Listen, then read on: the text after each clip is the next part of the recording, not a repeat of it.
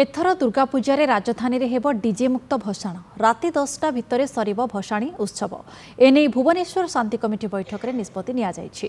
Committee सभापति डॉ मधु माधव जेनांक पौराहित्य आयोजित बैठक में सरकारी नियम पालन करने को निष्पत्ति निया जायछि।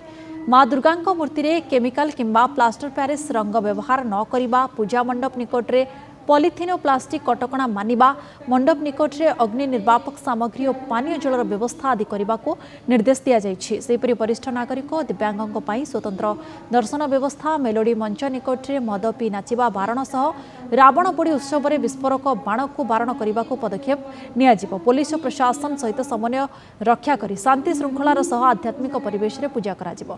बैठक में कमिटी संपादक नवकिशोर बेहेरा, उपसभापति हासन खां, राजेन्द्र समर्था, हेमंत परिडा, कोषाध्यक्ष कविराज स्वाईं समेत 179 पूजा कमिटीर कर्मकर्ता और साही मुरबी माने उपस्थित थिले।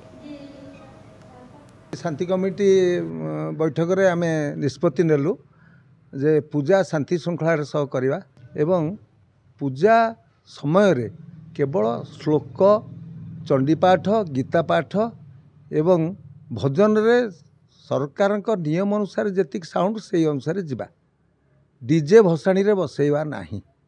पूजा मंडप मानकरे सफिशिएंट पानी एवं अग्नि निर्वापक जिनस गुड़िक रखा।